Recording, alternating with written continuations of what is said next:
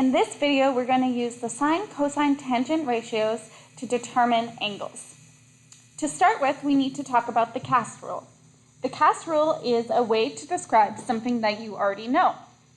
It tells you when sine, tangent, and cosine are positive. So, in quadrant 1, all 4 of the ratios are positive. In quadrant 2, only sine is positive, and cosine and tangent are negative. In quadrant 3, tangent is positive, and sine and cosine are negative. And in quadrant 4, cos is positive, and sine and tangent are negative. This will be important for when we're trying to find angles. To be able to solve for angles in standard position, we need to observe this interesting fact.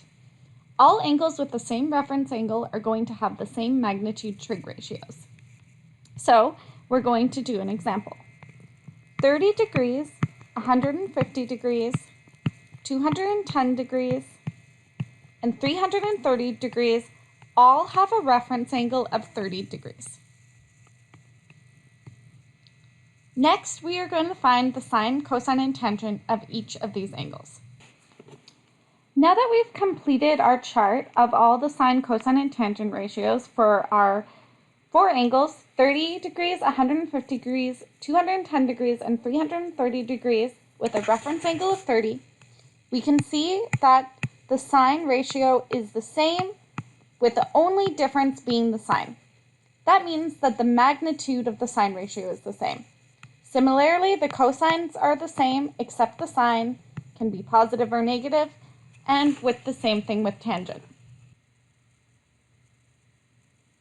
Now that we know this piece of information, we will be able to find the angles in standard position. In this example, we're going to use the fact that we know our cosine ratio to find the angles. The first step is that we need to figure out the reference angle. To find the reference angle, we are going to note this fact.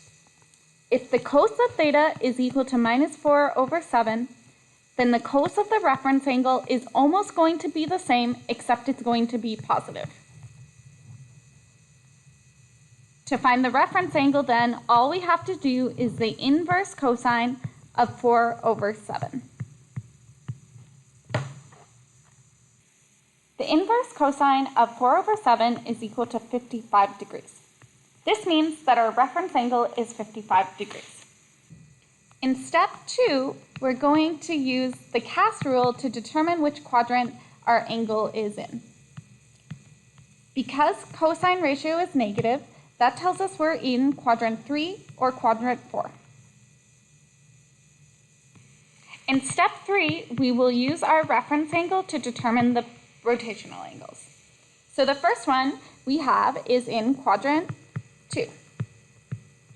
If I draw a reference angle of 55 degrees in quadrant 2,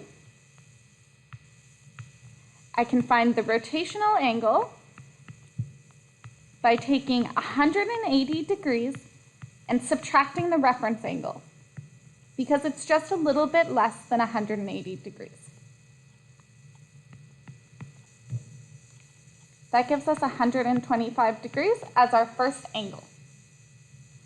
Next, we're going to see in quadrant 3 what angle has a reference angle of 55 degrees.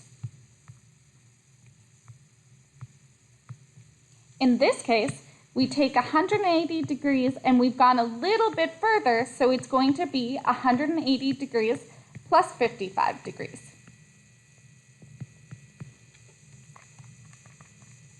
Which will give us 235 degrees. At your end of your question, take the cosine of 125 degrees and make sure it's close to negative 4 over 7. And take the cosine of 235 degrees and make sure it's close to negative 4 over 7. So here are the 3 very important steps. First, we find the reference angle by always taking the positive ratio. Second, we figure out which quadrants we're in. And thirdly, we use the reference angle to determine the rotational angles. And always check. All right, you got this, go team.